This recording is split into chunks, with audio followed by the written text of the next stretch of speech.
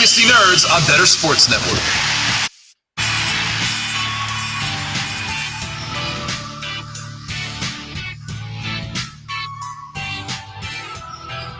Oh, it is Thursday night, so you know what that means. It's the Better Sports Network. It's Dynasty Nerds. I'm your host, Garret Price, and we have a super awesome show planned for tonight. Now, first of all, let me address the elephant in the room. Yes, well, I guess not literally, but the room is important. Yes, I am not at home tonight. I am somewhere else. I am in a guest bedroom at my parents' place. We have vacation Bible school at the church I grew up at this week. So my girls always go there. So anytime that they go there, we come here for the week. So we are here, but we have an awesome show planned. Dennis Bennett's going to be joining me, and Peter's going to be joining me. And in fact, we can bring them on right now. We don't need intros. We don't need all that kind of stuff. You guys are familiar with these two guys. Dennis, how you doing, buddy? I'm doing fantastic. I can't believe your parents haven't kept your room as a shrine to your right. youth. I mean, with as great of a kid as I was, I feel like that should have been obvious. But whatever. My mom kept our whole trailer in the trailer park as a shrine to me. Peter, how you doing tonight, buddy? Oh, I don't think we can hear you, Pete. Okay, how about now? Now we Okay. can. Okay, so this has been arguably the best day of sports. Really? Explain why, other than the NBA draft tonight. So my Mariners, yesterday was arguably the worst time to be a Mariner. Our offense stunk, but we're currently up 10-0 against the Yankees. Okay. At the Yankee Stadium. Home run galore, and then Scoot Henderson gets drafted to the Blazers, and I'm feeling great. I'm ready to dominate you old timers in this all-time draft. So, well, I'm glad you're having a great sports night. I don't know that this would necessarily qualify for anyone that's not a Portland and Seattle Mariners fan as the greatest sports night of all time. But most of the time, it is a very bad genre of team to be a fan of. Well, as a tried and true Cleveland sports fan, I have many of those terrible nights as well. But let me explain to everybody what we're doing, because it's a little bit different. But I put out a tweet last week, the week before, recently, about if you could draft any player all time to your fantasy football roster, who would you want to have on your team? And I kind of made the caveat of, you get this player like you would in Dynasty. So you get this player for their entire career, but you might get, a random season from each player. So you obviously want more good seasons than terrible seasons, but the all-time peak is really what we're looking for here more than anything else. So I don't know about you guys. I've been, kind of refreshing myself on some of these old-time names, some of these all-time greats. Peter, Dennis, do you guys feel ready, prepared to get some of these old school players and new school guys? Because there's plenty of new school guys that are worthy to be on this roster that we're going to have. We're going to go 18 rounds. It's going to be super flex, no tight end premium, so just regular tight end, but we are going to do super flex. Dennis, how do you feel about this? Well, it's like my dad used to say, if you can't dazzle him with daring, baffle him with bullshit. Oh man, I mean, that makes sense. What about you, Peter? Oh, so I'm really excited because I think we have what I spent today kind of trying to figure out is where the tier breaks. Because there's so many good players, obviously. So right. I'm trying It's tough. Yeah, it's very tough, but I'm very excited. This is like I said, good sports day for me, and this is really fun. Perfect. So if you are tuning in for NBA draft coverage, this is Dynasty Nerds, but not Dynasty basketball. This is Dynasty football. So we do apologize. Any big breaking news, Sean, the producer, will let me know, and we'll update you on that. But tonight we are still going to be focusing on fantasy football and these all-time greats. So if I'm Scoot excited gets traded, what's that? If Scoot gets traded in the NBA draft, I will die. So just as a heads up. So that does happen. That Yep. does happen sometimes on draft night. So we shall see. Yep. All right. So here's the order that we're gonna go in. We're gonna have Dennis start us off, then Peter will go, and then I will go in this process. But then it'll snake. So then I'll get to pick, then Peter, then Dennis, so on and so forth. Interesting setup that is, Garrett. What's that? Interesting setup you have there with the back-to-back picks. Hey, you get this. Look, it's a 3-team one here. I don't get back-to-back until I get back to it's not a third round reversal. I don't even get first pick. So I don't even know what your problem is. I have a lot of problems, but okay, let's get it. That's true. All right. So let's kick this thing off. We're going to go probably 18-ish rounds. We'll kind of see how much time we have.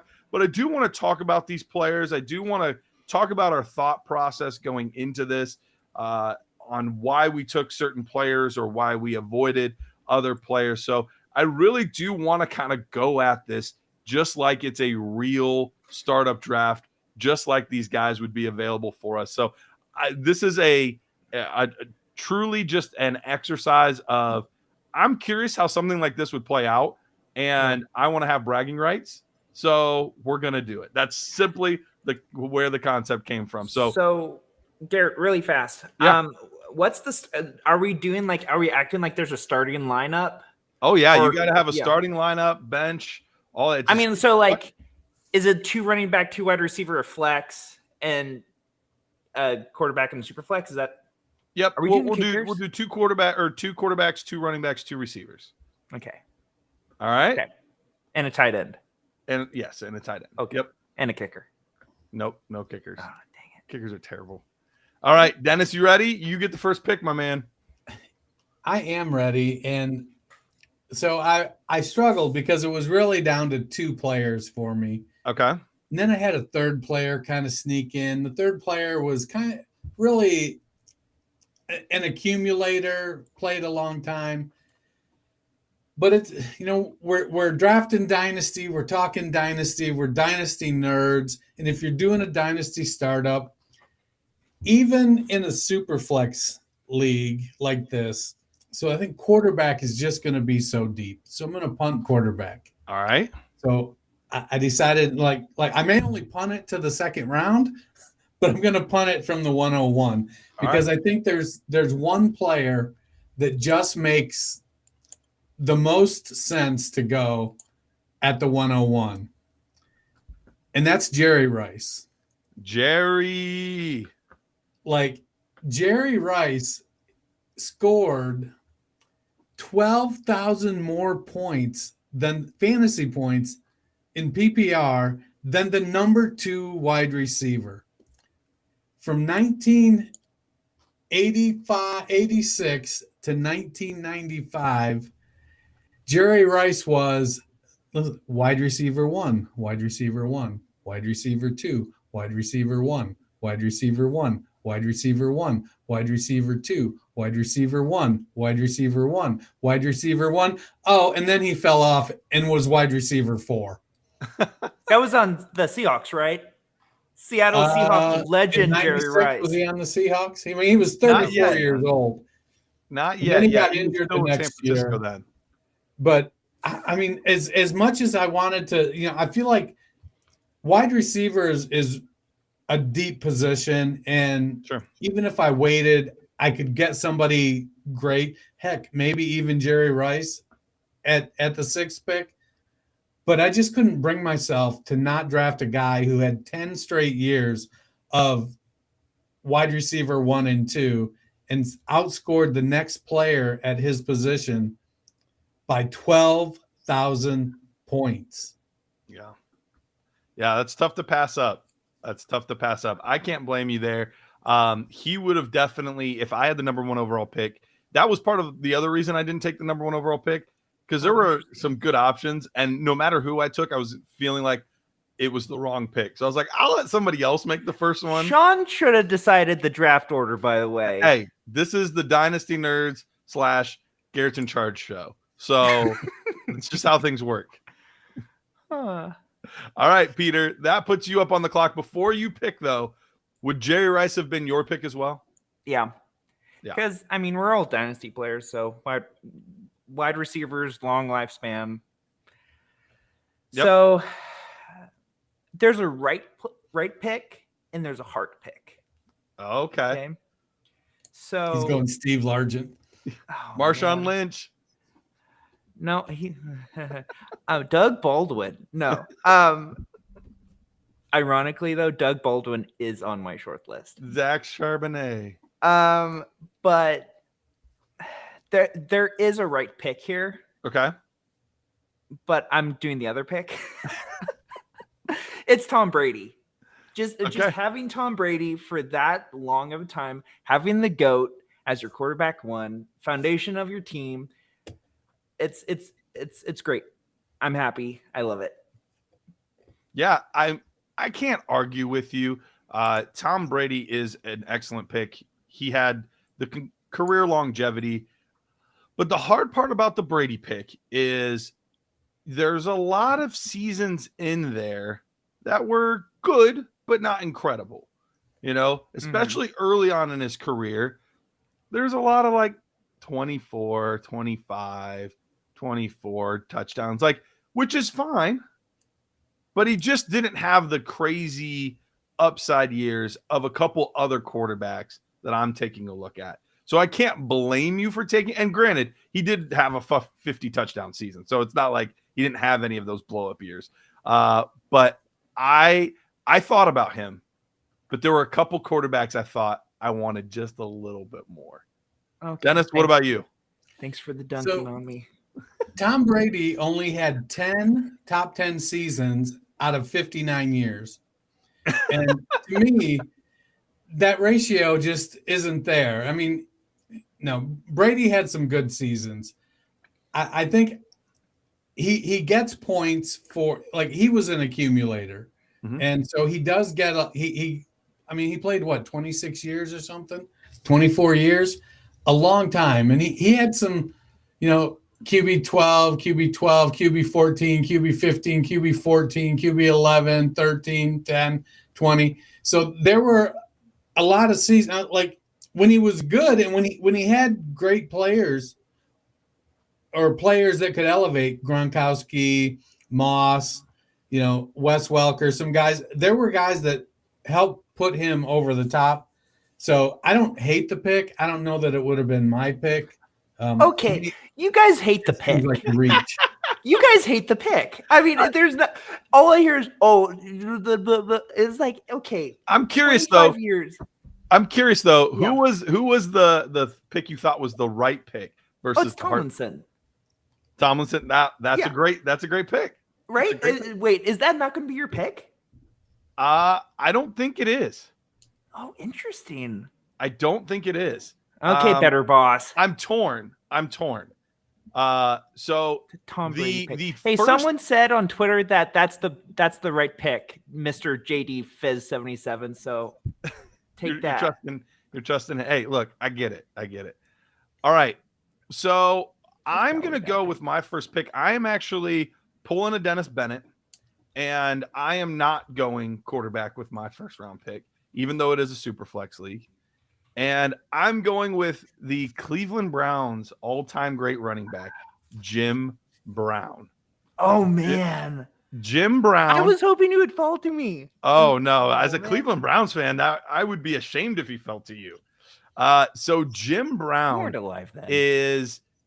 was absolutely consistently dominant. I mean, each and every year he was leading the league in rushing. In fact, he only had one season his entire career that he did not lead the NFL in rushing. Only one. And in that time, most of those seasons, he also led the league in rushing touchdowns. So you get the high-end peak production. But look at that. A little ticker at the bottom. I see you, Sean. I like that. That's fancy.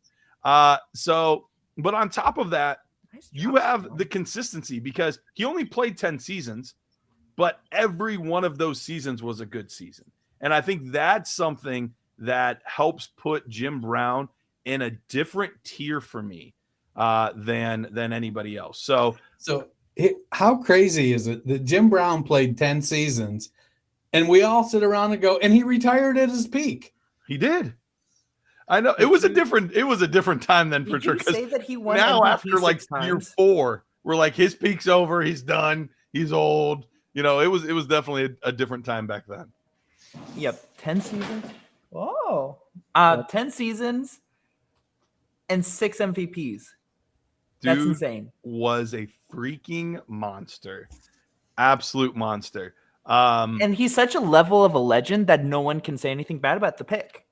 It's true. And it was he's so old too that like nobody actually saw him play. So people can't say like, oh, I remember watching him. He stunk, Bo. Like nobody actually saw him play. You saw a couple highlights where all the guys look like they're moving in slow motion. So, but he would have translated though. He would be. Look at that. Wow. No, I really should have known. But it was actually autographed by Dick Shafrath, the offensive lineman that's pulling in front of him. I won't tell if you won't. He came into, I was working at Ohio State, and he came in, was handing out copies of his book, Heart Like a Mule. He was an Ohio State offensive lineman, went on to block for Jim Brown. And he gave out, if I'm going to give out pictures of myself, why not include Jim Brown, right? Absolutely. It definitely looks better. That's for sure. All right. So it's my turn? No, I go again. Peter. So here's the tricky part. So Peter trying to Minnesota Vikings you. So LaDainian Tomlinson's definitely a player that I have considered, and I'm not sold that I'm not taking him yet because the receiving production that LT had on top of the rushing production makes him truly a tantalizing pick. 27 rushing touchdowns in a season. Unreal production. But there's some really, really good quarterbacks still on the board that I could easily take here. Some a little bit older, some, fairly modern, and some that are even still currently playing. So there's all kinds of levels of players there that I could potentially take. But there's another running back on top of LT that I think deserves some consideration as well. Actually, a couple that you can make some strong arguments for. And after looking through all the guys, looking through all the different players I could potentially take, I ended up going with the all-time great running back, Walter Payton. Walter Payton not only had the rushing production, but he also had the receiving production to go along with it. He had some seasons where he had 480, 483, 607. Like the dude also had the receiving profile to go along with the rushing profile. So as difficult as it was, and like it's close between the two, I think numbers wise, LT's slightly better, but I think Walter Payton was the actual better running back. So I'm torn on those two things. And honestly, Barry Sanders was in the mix as well, but I ended up going with Walter Payton. Did I go too old? Should I have gone with the more recent guy? What do you guys think? I like the Payton pick. He was a great all-around back. You could count on him in the running and the passing game. He was a volume leader. He we always talk about fantasy. We want guys that get touches. He had a very high, consistent peak. Could you make the argument for LT over him? Sure. Maybe even Emmitt Smith because his peak years. So it just comes down to like, where's your heart at? Yeah. And we all love Walter Payton. He was called Sweetness for a reason. Right. Well, and he had so many seasons of well over 1,000 rushing yards. It wasn't just like, we got it with like 1,027. Like, look at these numbers: 1,390, 1,852, 1,395, 1,610, 1,460, 1,222, 1,421, 1,684, 1,551, 1,333. So he only had 3 seasons his entire career where he did not break the 1,000-yard mark. And it wasn't like he was playing poorly in those seasons. it was partly due to the fact that he got injured in those years. So still on a points per game basis, he was producing. It wasn't just only, the full seasons, but even on the shortened seasons due to injury, he was still producing. So Peter, I gave you a gift. I allowed you to have the guy that you wanted to take in the first, still available in the second. How do you feel? So, okay, first off, I really want to commend you guys on reading numbers. You guys have both been listing numbers like no one's business and not one stutter. I feel great. You gave me someone who played 2 less years with 40 more touchdowns on the ground. He did a lot. This is so correct me if I'm wrong. Mr. JD Fizz 77 asked this. Is this a fantasy draft or best player draft? It is a fantasy draft. We're drafting fantasy teams. So Mr. JD Fizz is not wrong. This is a fantasy draft. So the touchdowns, I'll give you that. But he had the thing that scared me off ever so slightly from LT and made me go with, because we're not just taking total career fantasy points. Mm-hmm. We're having to go season by season. So those last 3 seasons really scared me. And that's what made it. That's what put me over the top. Like if I have to have a season where I'm having to play him 14 games and only getting 280 yards and a touchdown, like that's a blow to the production of my team. So it was specifically those last 2 years with the Jets that really scared me off taking him and then going with Walter Payton instead. Hey, but 6 touchdowns off of only 219 yards is pretty good efficiency. Oh, that was 219 attempts, 914 yards. Yeah, exactly. Even better. But yeah, so I'm going LT and I love it. Yeah, and I agree with you. And there was a drop off. But with Tom Brady, especially with being Mr. Consistency, I need that explosive just ability to score a lot of points off of my starting lineup. So I'm really happy. Thank you, Garrett. You're welcome. And Dennis, no, I think it was a good pick. Honestly, I'm going back and forth, and even now I'm like, should I have gone LT? Like, did I get too cute worrying about those last couple seasons? So it could go either way. So Dennis, that puts you back on the clock here, and you get back-to-back picks. So what are you feeling here with your back-to-back at the 2-3 turn? So, you talked about the end of LT's career and how that was a factor for you. And so I'm looking at a guy, and my thinking is like, am I going to take the first half of his career that was like just peak for 6 years?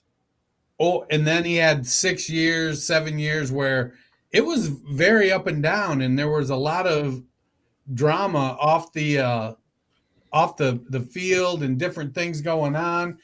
But those first 6 years, it was phenomenal. Or there's another safer pick that had a long career and dominated their position. Now, I could wait, and there's depth there. So if I waited on that one, maybe. But I've got back-to-back picks, and so I'm going for the top half of the career. I'm going to take Randy Moss. We're talking Dynasty, and Randy Moss's first 6 years, wide receiver 1, wide receiver 2, wide receiver 1, wide receiver 5, wide receiver 5, wide receiver 1. After that, things kind of went to hell. It was very up and down. He did have another wide receiver 1 and a wide receiver 2. Those were his positional ranks, not just a wide receiver 1, but the wide receiver 1. Later in his career. But I want to take that. I mean, he was a dominant force on the field. The first 6 years of his career were just something to behold. Nobody talk about explosive. And get back up to his actual stats here. So I didn't get my ticker.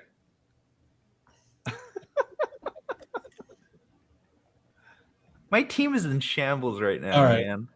So Moss only caught 69 passes his first season, but for 1,300 yards and 17 touchdowns. So he had touchdown seasons of 17, 11, 15, 10. Well, then he had an off year with 7. And then came back with 17 and then 13 touchdowns. And then you add in when he was 30 in New England, he put up a 23 touchdown season, followed that up with 11. And then he had another 13 touchdown season with New England. Just put up phenomenal numbers. So I'm going to go Randy Moss. I'm probably shooting myself in the foot with running back. But then I'm going to take, with my first pick of the third round, I'm going to take arguably the best player at his position for fantasy ever. He had a long career, played, 15, 16 years. From year 2 to his final season, his lowest was tight end 8, tight end 7. Everything else, tight end 5 or better. I'm going Tony Gonzalez. Good pick. It's probably early, but I'm going to lock down that position. He's super productive. He had, I think, 4 or 5 1,000-yard seasons. Let's see, what is it? 4 1,000-yard seasons. I think 4 more 900-plus yard seasons. Scored 111 touchdowns in his career. Even when he got old, he was still a dominant player because he was getting in the end zone. Had 83 receptions in his final season and 8 touchdowns with 859 yards. And if we remember that Falcons team, it wasn't a great team. So I'm going with Tony Gonzalez. So I would like to clarify something. Okay. If possible. Because so when we're talking, like when we're drafting these guys, these are the best fantasy football players, meaning that like for fantasy football in itself, like they were really good. Like I'm trying to separate the two, because with Tony Gonzalez, like on one hand, on a stats perspective, that's really good. That's a really good pick. But I wouldn't really put him as the number 1 greatest fantasy football tight end. So there's 2 ways to look at it. So there's 2 ways to look at it. One, you could look at it as like the entirety of their career. Yeah. But 2, you could also look at their peak. So I think this is like a Travis Kelce versus a Tony Gonzalez type of thing. Like Travis Kelce had those like elite years every year, basically for the past 6 years. And I think some would argue that he's the fantasy tight end 1 because of that. Then there's others that might argue, Tony Gonzalez because of the longevity of his career. Okay.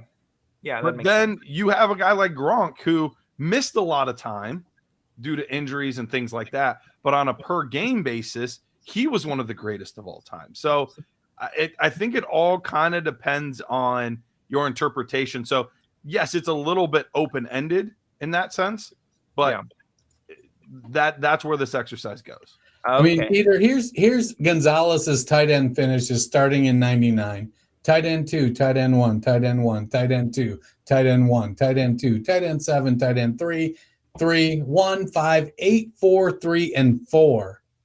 I mean, I feel like you could say that about most of these players, that like they all finished really well, right? Yeah. So, but not as good as Tony. I mean, you could say. I mean, Kelce, you could say, right? You could. We're getting there at least. We're getting there. We'll get there. All right. So, Peter, you are up, my man. Okay. So, I am looking. And so, the biggest tier break for me is tight end. Okay. And it is a really good commentary for fantasy football, how we always try to like, oh, this is going to be the year that we're going to have a bunch of fantasy football relevant tight ends. You look at the all-time list, there's really not that many. Jimmy Graham is arguably a top 7, top 8 fantasy football tight end. Yes. And he had some great years with the Saints, but comparing him to like running back or wide receiver. So I'm going tight end, and I'm going to do the Gronk Brady stack. Well, there you go. And points per game. It'll be really fun. It'll be up and down, but with just that stack of Brady and Gronk, that'll be a really fun team. I'll enjoy watching football. Yeah, no, I think Gronk's a great pick because the one thing that he really has, like on a per game basis over everybody, is the touchdowns. Like touchdowns per game for him are nuts. So, for example, him and Travis Kelce are very close all-time yards wise. Gronk is ahead by 286, but we also have 16 more games for Gronk than we do for Travis Kelce. So when you have those two things there, like they're very close. But Gronk has 92 touchdowns to Travis Kelce's 57. And I think that's the big differentiator there is you have Rob Gronkowski with all of those touchdowns. Now, Kelce has more receptions. So, you know, in those PPR formats, there's definitely a lot to like there. But I can't blame you on the Gronk pick at all. This is touchdown only, right? We're touchdown only league. Old school scoring. All right, Dennis, what do you think? Do you like your Tony Gonzalez pick, or are you kind of like, I'd rather have Gronk? No, I like the Gonzalez pick because I'm going to take – so while Gronk had about 1.7 more points per game, the longevity of Tony Gonzalez, to me, makes a difference. I mean, that was 14 years of the longevity and the reliability. Top 8 tight end. Yeah, because that was the toughest part with Gronk was all the missed time there. It makes it difficult. So I personally would be Team Gronk over Team Gonzalez, but I have it very close between the two players. So I could go either. There's something to be said about the ease of mind of having just that Tony G in your lineup every week. Forever. That putting up those points. All right. So that puts me back on the clock here. And I'm having a hard time deciding what route I want to go. But I think I'm going to go with the Sheriff. I'm going to take the next quarterback off the board, and I'm going to take Peyton Manning here. Peyton Manning, so many good seasons. Even his like terrible 28 interception rookie season, like that's the one that you're going to kind of point to and be like, that and his very last one where just health just declined so much. Those are really his only 2 bad years. But even in that year, he still threw 26 touchdowns to those 28 interceptions. So even in that bad year, putting up close to 4,000 passing yards and 26 touchdowns helps cover a lot of that. But you have so many times where you see mid fours and even up into the 5,000 passing yards in a season, led the league in touchdowns multiple times. Well, we have 4 or 5 here where he led the league. But outside of those first couple of years, he never had below 26, 27 touchdowns a year. So that consistency that you're going to get out of the quarterback position of 26 plus touchdowns every single year with a ceiling of seasons like 49 and 55 are just incredible numbers that he put up. Now, you could argue like his postseason stuff, but look, we're not worried about the playoffs for fantasy football. We care about what they actually did for the regular season. So Peyton Manning gets that point for me. So let's look at the board for the first 3 rounds. So far, we have Dennis with Jerry Rice, Randy Moss, and Tony Gonzalez. We have Peter with Tom Brady, LT, and Rob Gronkowski. And I have Jim Brown, Walter Payton, and Peyton Manning through the first 3 rounds. So why don't we take a quick break? When we do, we will come back and we will get right back into it. We got I just realized we have like 15 to 18 rounds to go. We're already well over a half hour in, and we only have 3 picks each. So we're going to have to pick up the pace a little bit. I promise we will. We'll get through more players. We'll talk about our reasoning on each of these guys, and we'll be back in a moment.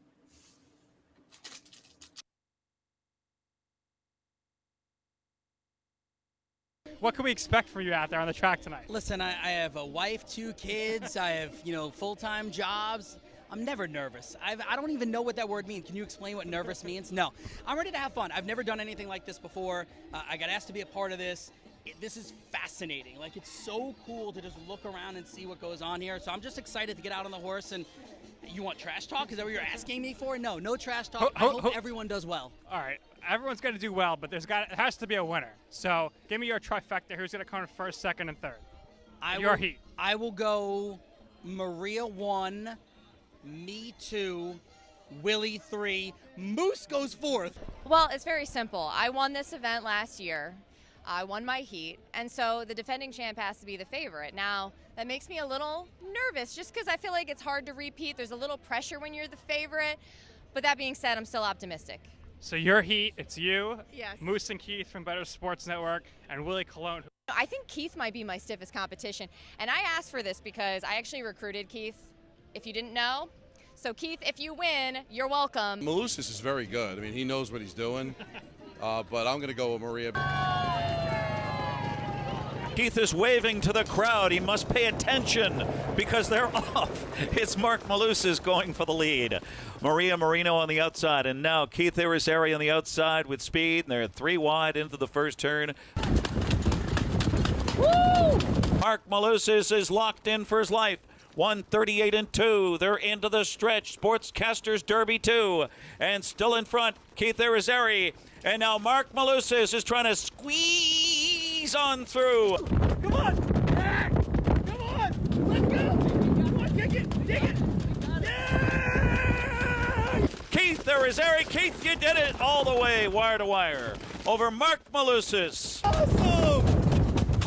That was so cool! The champ is here! Keith, what was it like being out there? Adrenaline rush, you were doing the Instagram Live, so there was no panic. You looked cool, calm, collected the whole time, and you won it. I felt really comfortable. I did. Like, I know you were joking with me before. Are you nervous? Are you whatever? What are you? David, the driver, was awesome. He's like, we're going to win this. I said, all right, let's win this. And he said, let's go. Yeah, I just felt really comfortable. I did. It was fun. We're in the lead. I got Maria Marino on the right side of me, and I'm like, oh my gosh, she's going to beat us, right? And then out of nowhere, you see Moose coming up this way, and we feel him breathing down our neck. And I'm like, Moose no, on the loose. Moose. Watch out. Moose was definitely on the loose, and we just got Moose by a neck, a nose, whatever you want to call it. Yeah, but again, all of this for a great cause, and it was absolutely awesome to do this. It was cool. All right, Keith, congratulations, and no matter what, you could always hold this over Moose's head. Yeah!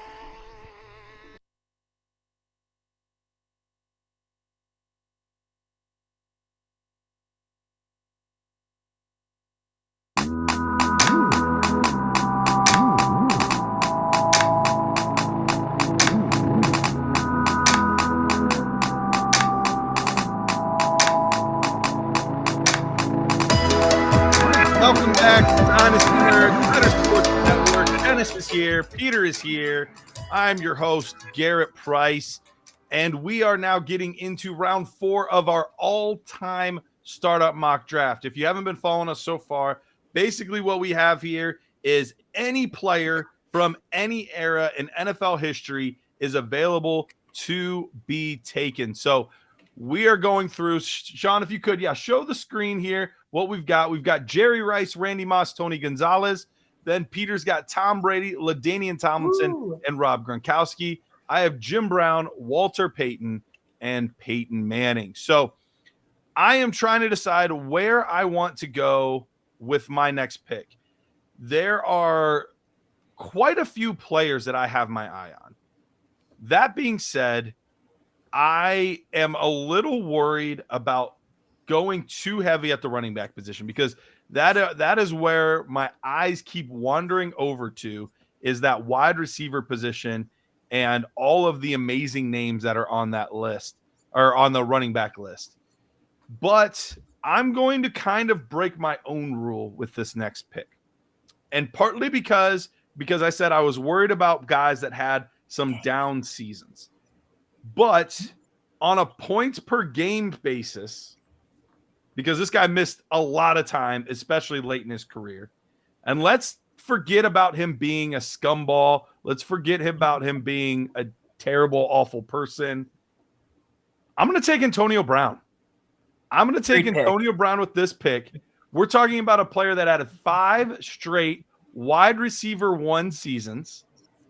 We have seasons of 1,499, 1,698, 1,834, 1,284, 1,533, and 1,297 yards, all back to back to back to back. And that lowest yardage season in there, yeah, he had 15 touchdowns that season to make up for it. So we have 1, 2, 3, 4, 5, I think 6 straight seasons of being the number 1 wide receiver overall. Now, we have a couple down seasons there at the end of his career. But the nice part that helps is over the course of that time, he only played in 1 game, 8 games, and 7 games. So with that, it's not like it's hurting me all year. I know when he's out, and on a per game basis, it still wasn't too bad. Still putting up really solid numbers while he was out there and available. Much more recent pick. I think it's probably the most recent pick that we've had of any player so far. What are your guys' thoughts on Antonio Brown being selected? Feels like a reach. He had some great seasons, and I don't know. I would have liked to have seen. I feel like there was the ability there to get 3 or 4 more seasons, and that would have really put it over the edge for me. But then again, I drafted Randy Moss, who basically had 2 careers of equal length. One, he was like wide receiver 1, and the other one, he was wide receiver 150. So, it's coming, Dan. Don't you worry. That was the other guy I was contemplating, honestly. It was because there were plenty of running backs that I liked, so I felt like I could wait a little bit there. And ultimately, it came down: would I rather have Megatron or would I rather have Antonio Brown? And I had a really hard time going back and forth between those 2 players. But the thing that scared me off a little bit was, even though he had an incredible career, some of those early seasons were very meh. And it wasn't a, points per game thing. It was, he played all year. Yeah. But they just, especially in the touchdown department, were extremely underwhelming. So that was the thing that put me over the top in taking Antonio Brown over top of Megatron. But what was I could go Antonio Brown's first rookie year finish? His rookie year, he didn't do a lot his rookie year. It was his second year in the league where things really took off. And then by year 3 is where he started, or year 4 is where he started that huge run. But he only played in 9 games, 167 yards. So it was basically just like a kickoff returner. Okay. His first season. Then in his second year, when things took off, he had 1,100 yards. Okay. Yeah, I love it because your goal, Garrett, is to win a championship, right? You know what I mean? So he hasn't been the most. He might not be the longest career, but if you get 4 championships out of that career, that's great. Yeah. So at the end of the day, we're in it for fantasy points, and it is one of the biggest arguments against my Tom Brady pick. It's like it's the compilation of points. He played for 500 years, so how much does it mean? Like, Antonio Brown was very efficient with his fantasy football points, and I think that's in a stretch anyway. He was. Yeah. Well, whenever he was on the field, like even on Tampa, he was serviceable. He wasn't elite, but absolutely. All right, Peter, it's back to you, my man. Who are you taking here? I'm picking the best wide receiver prospect of all time. In my world, he did not get drafted to the Detroit Lions, so he did not retire early, and he's still playing to this day. There you go. But it's Calvin Johnson. I'm kind of adopting that same strategy of, like, if you can tell me that I have LaDainian Tomlinson, Gronk, and Calvin Johnson on my team, it might not be. I might go into rebuild in 8 years, 7-8 years, but that 7-8 years is going to be a lot of fun. And for sure. I like how my team stacks up. And he had a back-to-back season of being wide receiver 1. That's kind of all you can ask for. He burned bright. Absolutely. All right, Dennis, you are getting that back-to-back treatment again. Where are you going with your picks? So, I feel like with you guys each taking a quarterback, I could possibly wait and still get a great quarterback. You guys have went pretty heavy in the running backs. I could maybe wait there and still get great value. Well, I guess Peter didn't go heavy in the running back, but they're just guys that are just so good. And we see this, and we talk about it all the time on our shows and on Twitter when everybody's like, oh, so-and-so's at their peak, it's time to trade them. And I'm like, man, don't we want to keep good guys on our teams? Yeah. Like, yeah, I get you want to get value for players, but you want to have good players so you can win. And with this one, I'm like, is it, there's such it again, it's a Randy Moss type of career. And I can't pass up on it. I'm gonna take Christian McCaffrey as my RB1. Ooh. 3 of his 6 seasons, he was RB15 or lower. Now 15 is bad. Now 2 of 6, he was RB44 or lower. Those were bad. But the other ones, he was a 1, a 2, and a 3. He's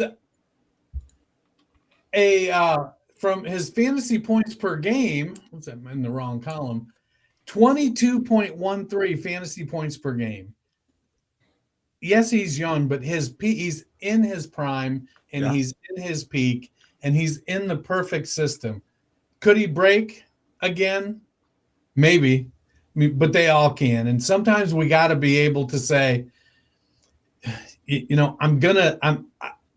I want to be injury agnostic and not go, oh, well, these people are they're injury prone. Christian McCaffrey for the next 5 years, even at, what is he, 27 now? He could be at RB1 and potential for the next 5 years and have a shot at the RB1 for the next 3 years. Yeah. Marshall Faulk did it at 27, 28, 29, 3 years in a row. So as much as I would, there's a couple other players at other positions out there that I'm like, man, I really want to go there. Yeah. But I'm going to take McCaffrey. And since I already alluded to it, I'm going to pair him up with Marshall Faulk with my next pick. Good pick. And so I'm going McCaffrey and Faulk, 2 very, very similar backs. Not overly big, both about 5'11", 209, 210, 211. Not huge. Outstanding receivers, outstanding runners. Faulk from 1999 to 2001 was the RB1 for 3 straight years. Started his career RB4, RB6, RB18, then RB8, RB3, then 1-1-1. The next 2 years, he was still an RB2, but the end was coming. Sure. His ability to be both a runner and a receiver in that offense with who was it? Mike, not McCarthy. It was who was the mad scientist head coach? Martz. Yeah, Mike Martz. But man, 1,300 yards, 1,100 yards, a down year for Faulk, another 1,013. From 1998 to 2002, he averaged 105 targets. That's an unreal number for a running back. I mean, 5 years in a row, over 100 targets and over 80 catches. So, and that's Christian McCaffrey, just 15 years ago. So I'm gonna go ahead and hit my running back room right now, back to back, Christian McCaffrey and Marshall Faulk. No, I like both of those picks. The McCaffrey's a tough one to quantify because you do have the missed time and him still playing. So is it better if I make it Faulk and then McCaffrey? maybe it is. But I'm like him hawing on CMC, but I'm 100% on board with Faulk. He was somebody that I was going to be considering when my picks came back. I mean, I kept looking at the list and trying to find a reason not to. And like it's what we're doing is like, the old joke, there's lies, damn lies, and statistics. And so for McCaffrey, hey, it's points per game. Yep. For Tony Gonzalez, it's longevity. Right. Whatever works for your argument, baby. Yep. All right, Peter, you're up, my man. Who you going with?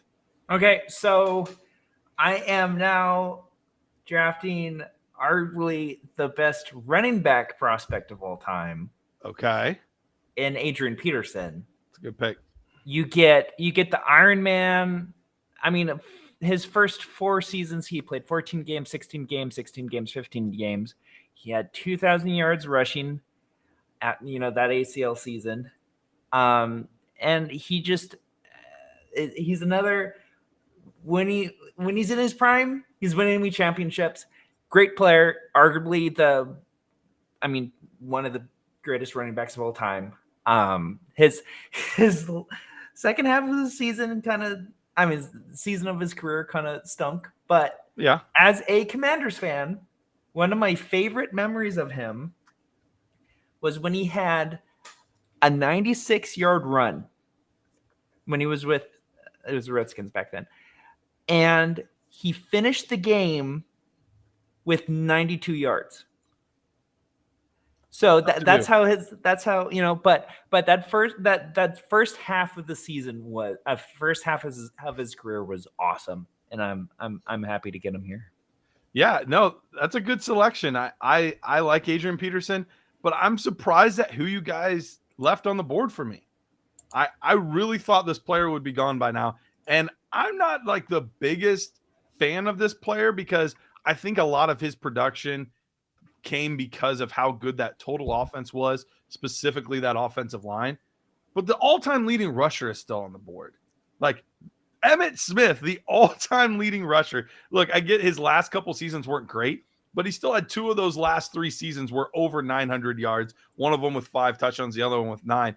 But in his peak, dude's putting up 1,700 yards and 20-plus touchdowns a season. So he was an absolute monster producer. Still did a little bit in the receiving game, not as much as guys like Marshall Faulk and Christian McCaffrey and different players like that. But we're talking about the greatest running back in yards and many metrics. Emmitt Smith's the greatest running back of all time. Now, I don't think people would say that on talent he was. It was just an amazing situation. But we don't really care for fantasy football how good your talent was. We care if you produce numbers, and Emmitt Smith did nothing but produce numbers. So I'm really surprised that he's still on the board here. So are you drafting the entire Cowboys offensive line then? Yeah, you get them with him. Yep. Okay, that changes some stuff up. That makes sense.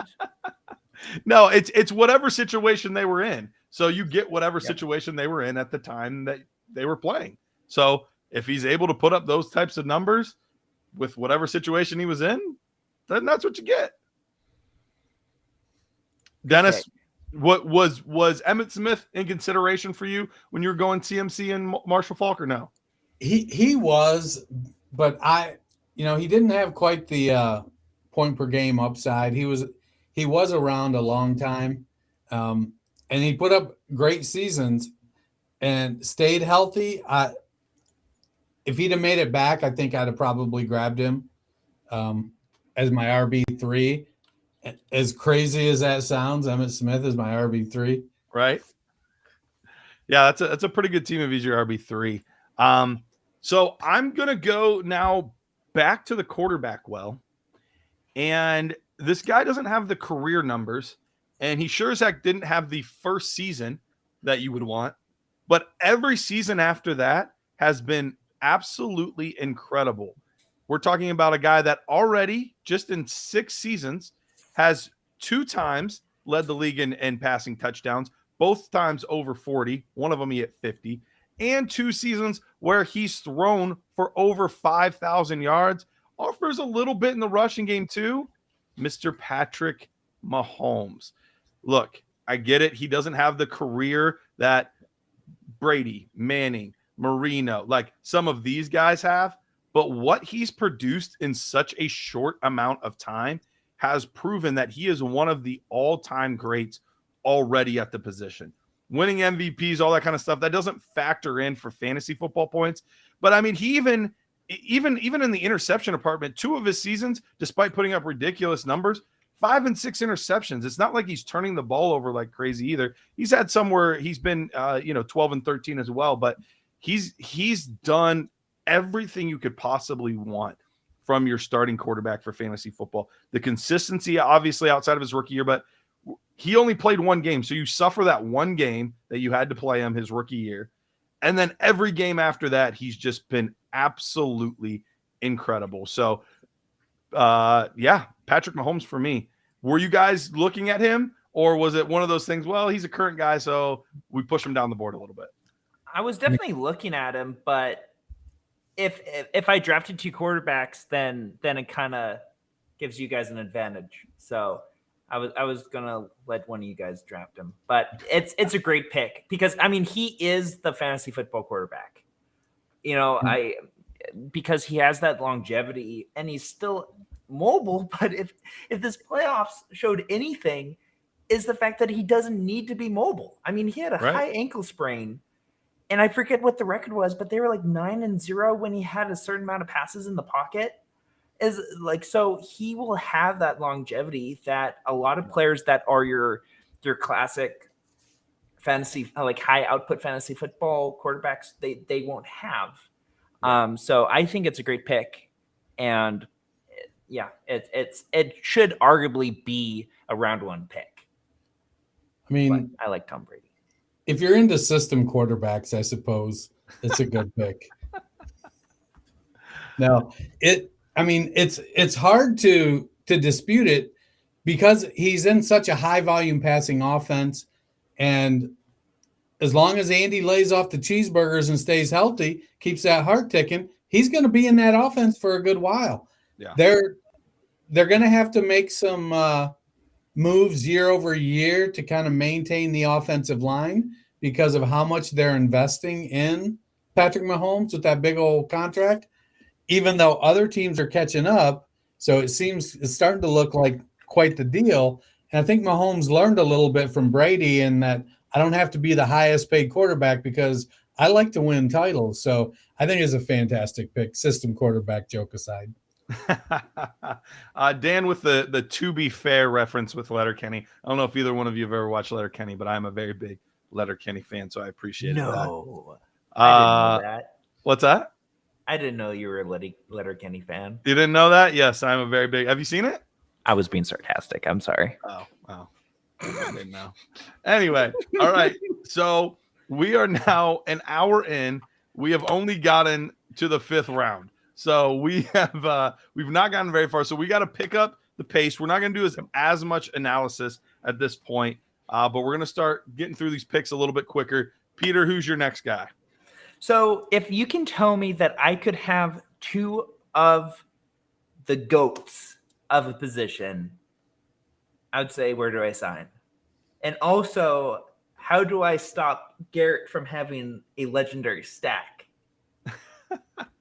And so that's why I'm taking Travis You're Kelce. worried about taking too many quarterbacks, but you're going to take 2 tight ends? Yeah, I can. I mean, so is there not a flex spot? There is. I mean, I would be surprised if you were able to start Travis Kelce over some of the other players on the board in your starting lineup. But I am cornering the market. I can trade them away. I'm being that guy who drafts 8 quarterbacks and then like, oh, trade with me, guys. But Travis Kelce is wide receiver. Okay. And just what he has been able to do, it is off the beaten path. But I just love the idea of having arguably two of the best fantasy football tight ends. I mean, if your goal is to just try to hurt me, then I see where your focus is. As long as my name's in your mouth, we're good. Yep. All right, Dennis, you're up with back-to-backs. Enjoy Greg Olsen, Garrett. Huh? Enjoy Greg Olsen. Greg Olsen. Who I end up getting? Titans. Yeah, we'll see. Antonio Gates. So I went back-to-back running backs the last time. I've got arguably the best tight end, the best wide receiver on my team. It's time to go quarterback. I need to I could probably wait, with the depth of this draft. I could probably wait. I'm going with a contemporary guy.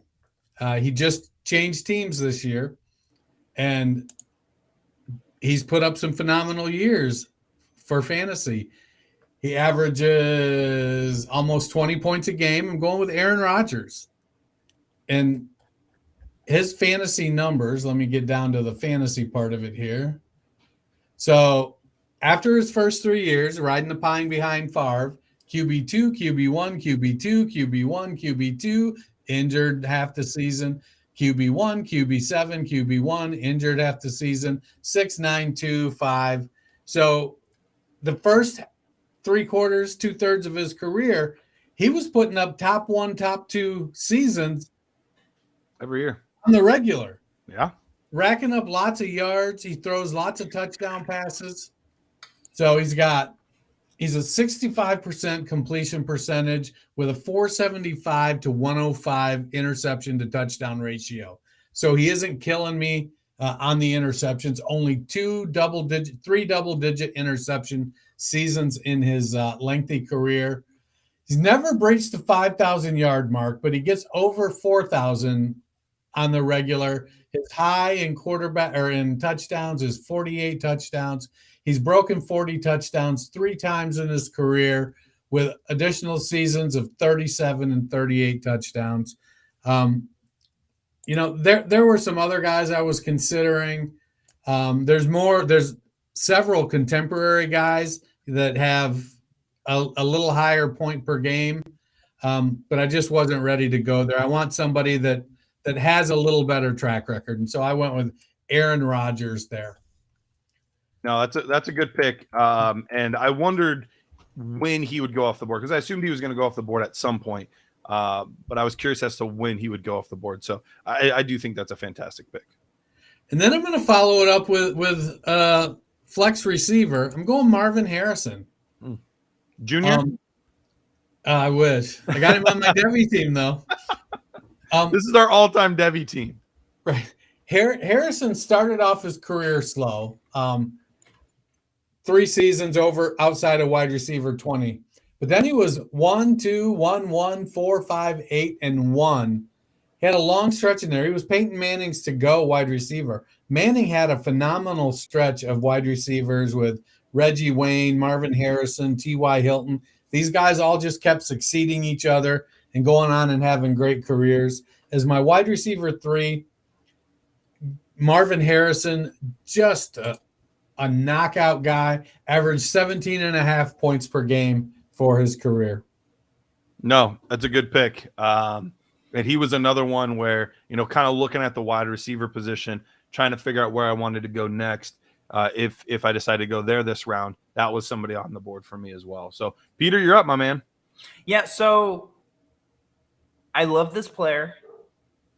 It might not be the most longevity focused again. Like I said, I'm going in rebuild in 6 years. All right. Another Lions player. Okay. This time a running back. I got Mr. Barry Sanders. And the idea of having him on my fantasy football team, I wish I was older to have Barry Sanders on my fantasy football team. It'd be so fun to watch him and cheer him on and see him win championships for me. So I am picking Barry Sanders. No, I like Barry. I like it. And I have Adrian Peterson and Barry. So I love that. Yeah, that is the fun part about doing this draft is even if you did a terrible job, you could still look at your team at the end and be like, oh my goodness, team's incredible. So that's the fun part about this is no matter what you do at the end of this, your team looks pretty darn good. All right, I'm back on the clock. I had considered going this player last round. I held my breath that he would make it to this round, and he did. And this is probably going to be the youngest player drafted in this entire startup. But I'm going Justin Jefferson. Dang it. Justin Jefferson in his first 3 seasons 88 receptions for 1,400 yards and 7 touchdowns, 108 receptions for 1,600 yards and 10 touchdowns. And then he put up an 1,800-yard season on 128 receptions. In a PPR league, he has been nothing but a monster. His career looks like it's going to continue at this trajectory. And he's had the best start to a career out of any player. Now, there's other guys that you're like, well, he had a really good rookie year, so I'm going to take him now. We have to make sure that we can truly project that he's going to be this kind of player long term. And I think we can safely say at this point in Justin Jefferson's career, he's shown that he is going to truly be one of the all-time great players. So I ended up going with him here. And then my next pick is I'm still torn between these players and exactly what route I want to go. But I think I'm going to take a player where if you look at it right away, he's not a name that's going to jump off the screen at you. But when you actually dig into the numbers that this player put up, you're going to be like, holy cow, he was an amazing running back for a long period of time. And so I'm going to go with Curtis Martin. Curtis Martin, he had 11 years. In those 11 seasons, all but one of them were over 1,000 yards. He led the league in rushing with almost 1,700 yards at age 31. Plenty of seasons with double-digit touchdowns, 1,000 plus yards. But he also did some things in the receiving game too, where you would have 30, 40 receptions. But he even had a peak of a 70 reception season for 508 yards. So he put up the numbers both in the receiving game and the rushing game. I know that he is not going, like when we post these later to Twitter, he's going to not be a name people are like, oh, you got Curtis Martin? Yeah. But we're talking about a player that was consistently good, and he's number 6 all time in rushing. Number 6. So he is a very underrated player for how incredible his career was. So real quickly, Justin Jefferson, Curtis Martin, 2 different eras, 2 different players. You guys, bat an eye at either one. Are you guys okay with both of those? I'm not big on Curtis Martin. He was a compiler. He's a floor guy. It's only 11 seasons. That's not a compile. As your wide receiver, as your running back 4, I don't hate it, but I mean, he had some good seasons, but they're just guys. There are some guys that had much higher point per game totals and had pretty good careers. I think what happens is with some of these guys that had longer careers, their peak gets lost in the mix. And I think Martin is one of those guys. He had some good years. He had some great years. But then he had some just good years that kind of brought it down, and he played too long. Whereas there are other guys that they were like rockets. They shot up quick. They were only around a couple, 3, 4, 5 years, and then they were gone. But they put up phenomenal numbers in that short period. It's true, but he only played 11 seasons. It's not like he held out forever like some of these other guys. I mean, to be 6th all-time in rushing and only 11 seasons, that's pretty good consistency year over year. All right, Peter, you're up, my man. Bob Lund would love that consistency. Yeah, he would. I need a wide receiver.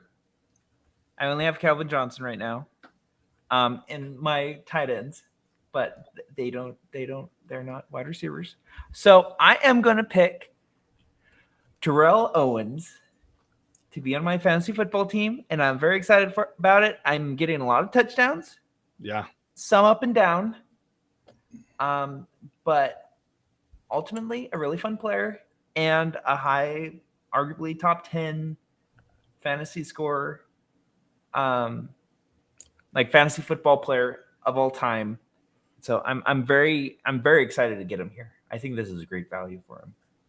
He is one of the more controversial ones, and one of the ones that I had a hard time gauging his value, because you're right, the peaks are pretty impressive. He has a 1,400 yard season with 16 touchdowns, another 1,400 yard with 13 touchdowns. So like he had some good years, but then like he started off his career with only 500 yards, 4 touchdowns. He only broke 1,000 yards once in his first 4 years. The end of his career kind of slowed down. So, like, he was a tough one for me to gauge on, like, how valuable really is Terrell Owens. So I struggled with that one. Dennis, what do you think of him? Yeah, he was in consideration when I drafted Marvin Harrison because he was so productive with touchdowns. We're drafting what if we make it through 12 rounds, is 36 of the best players in NFL history. Sure. As much as I kid about some of these players, we're all drafting some great teams. Yeah, absolutely. All right, Dennis, go ahead and make one pick, and then we do need to take another break. So go ahead and make one more pick. We'll recap the draft so far, and then we'll go to break. So, it's interesting as we talked about Curtis Martin and his longevity, 11 years. It's not Emmitt Smith long, but it's longer than most running backs. And, I'm going to take Terrell Davis. Ooh, yeah. His first 4 years were just phenomenal. His last three, he was, after he got injured, he ran for 2,008 yards and 21 touchdowns in his fourth season. After that, it took him a couple years, and then he put up 700 yards in his final season. He only had about 1,200 yards combined his last three seasons. But going into that, 1,100 as a rookie, 15, 1750, and 2008, he scored 60 touchdowns. Let's see, 56 touchdowns in just about 60 games. So outstanding. He had his high-end catches was 49. It was just a phenomenal guy when it comes to production. His points per game throughout his career, and that includes those last three seasons, was over 19 points a game, or 18.43. Sorry, I was looking at the wrong line. So even with those last three seasons, what they were, he still averaged 18.4 points a game. Yeah, no, that's pretty impressive. And it is the end of his career that kept him from being a higher draft selection. But you're right. That start to his career was just absolutely nuts. So I can totally understand that argument. All right, let's pause here. Sean, could you show the draft board so far? So Dennis, you have Jerry Rice, Randy Moss, Tony Gonzalez, Christian McCaffrey, Marshall Faulk, Aaron Rodgers, Marvin Harrison Sr., and Terrell Davis. Peter's got Tom Brady, LaDainian Tomlinson, Rob Gronkowski, Calvin Johnson, Adrian Peterson, Travis Kelce, Barry Sanders, and Terrell Owens. And then I have Jim Brown, Walter Payton, Peyton Manning, Antonio Brown, Emmitt Smith, Patrick Mahomes, Justin Jefferson, and Curtis Martin. So before we go to break, I do want to tell you guys quickly, Fantasy Alarm, the Fantasy Alarm draft guide is now available. It's your cheat sheet plus your one-stop shop for dominating your drafts. It's authored by proven fantasy winners. You can win your dynasty leagues, redraft leagues, best ball leagues with this, and more. You get it for $26.99, or better yet, get it for absolutely free with a monthly or annual All-Pro subscription. Start your 7-day free trial of Fantasy Alarm All-Pro and get it immediate free access with the draft guide. Go to fantasyalarm.com. That's fantasyalarm.com. We will take a quick break, and when we get back, we have like 10 rounds to finish at breakneck speed. So we will be back in a moment. I feel like this is a quietly contentious point in Dynasty Fantasy Football, what it means to actually be rebuilding. Some people say you should never truly be rebuilding. How do you view the rebuilding versus competing dichotomy in Dynasty? So I will be the first person to acknowledge that my preferred format of fantasy football is just redraft. The years that I have played Dynasty, it has been, I've drafted a win now team because I've seen people that have just gotten into the cycle of rebuilding and thus they just don't make any progress. So if you're rebuilding for the 5th year in a row, I just, you know, I don't know exactly how you get out of it, but yeah, it's definitely something that can happen. And a lot of people, especially when we come out of the NFL draft, everyone's just instantly shipping off, you know, draft picks and everything. So I mean, it's definitely something that can happen. Joey, do you feel similarly to it? Do you feel like you see people getting stuck in the rebuilding loop? I mean, I would say people that try to rebuild in the beginning of seasons, of their fantasy seasons, I see them get stuck in that rut.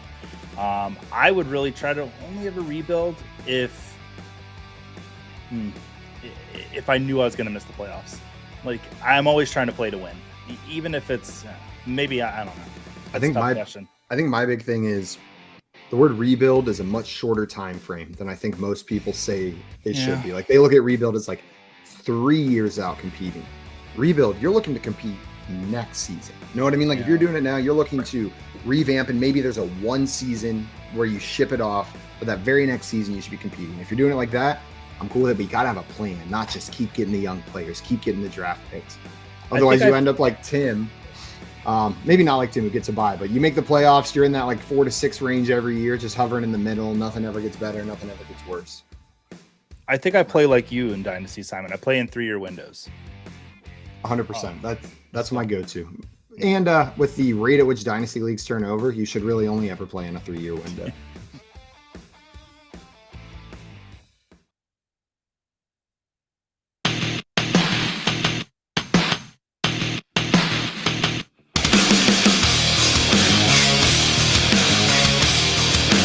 Welcome back in. We're doing the all-time fantasy startup draft featuring the best and biggest names of all time. I'm here. Dennis Bennett's here. Peter Bartausky's here. And we are having a great time digging into these players. But we got to pick it up. We only have 45 minutes left. And we've got, give or take, 10 rounds to get through to kind of fill out at least a respectable starting lineup and key reserves. So, Dennis, you are on the clock now. Do you need reminded of what your team looks like, or are you good?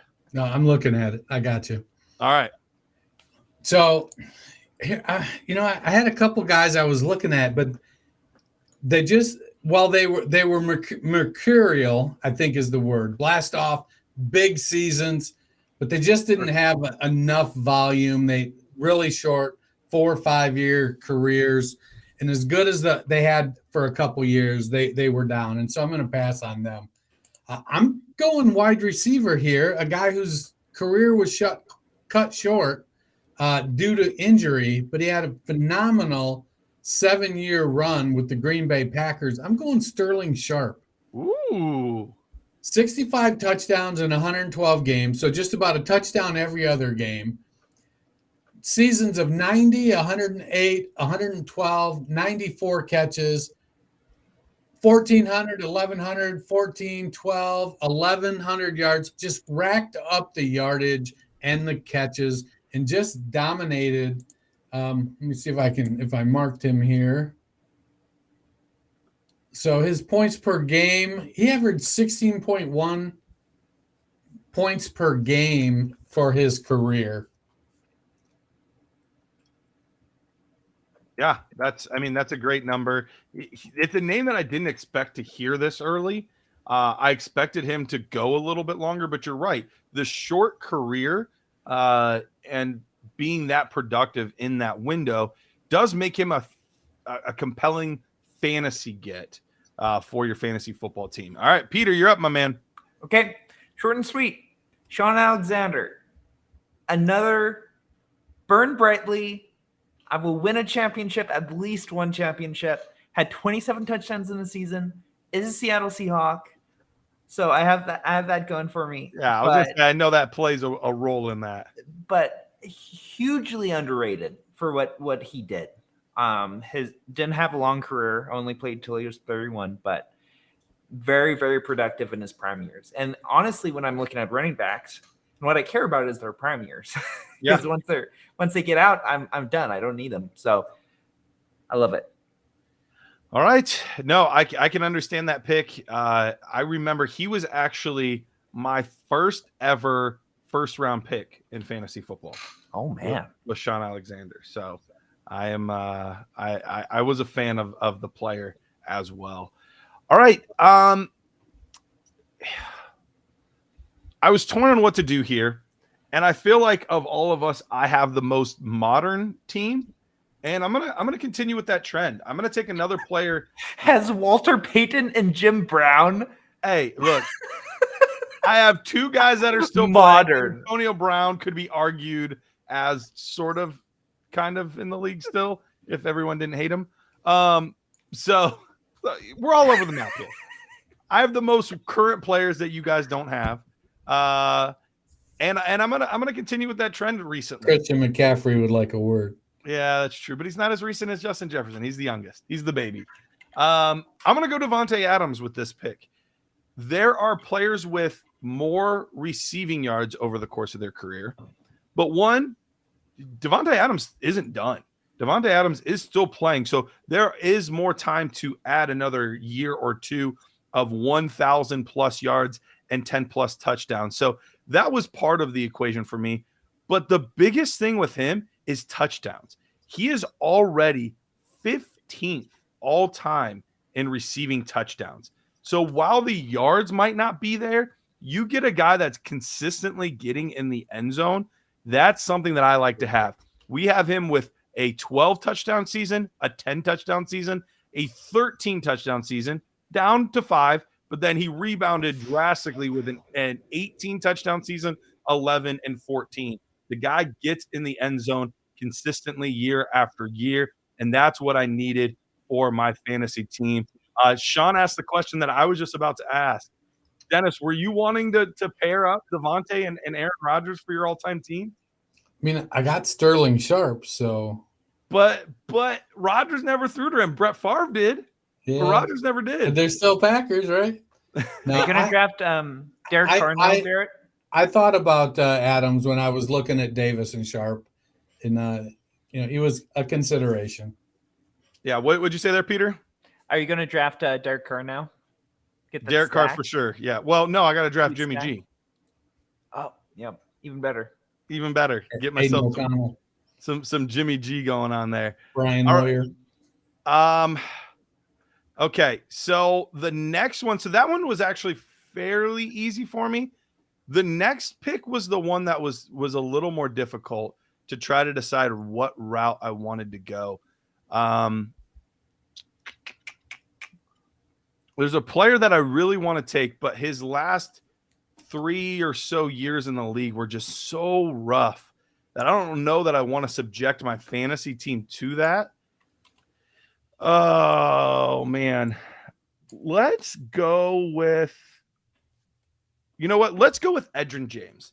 Edgerrin James, he had a fantastic career, mostly with the Colts. He was overshadowed at times because Ricky Williams was the big name coming out, but he led the league in rushing his first 2 seasons with 1,500 and 1,700 rushing yards, multiple seasons of 10 plus touchdowns, as high as 13 touchdowns in a season. But he also got it done through the air, nearly 600 yards multiple times in the receiving game, got some touchdowns from the receiving game as well. So the last couple seasons, the one with Arizona and then that random one with Seattle, which honestly, I didn't even realize he had played for the Seattle Seahawks. Did you realize that, Peter? Nope. No idea. Yeah. So apparently he was in 7 games, had 46 attempts for 125 yards. So that last season really kind of crushed things for me, but it was only 7 games. So it doesn't hurt quite as bad. But up until that point, he really only had 1 season that you wouldn't be thrilled to have on a fantasy football team. So I got a lot of running backs, but they're all guys I really like and I think are good contributors. So I'll take Edgerrin James. Peter, you are on the clock. So I am taking a name that probably wouldn't. Okay, switching it up. This might come off as anti-Garrett. Uh-oh. And I don't mean anything. Okay. But I still see that tear break, and there's so many players I love in both running back and wide receiver.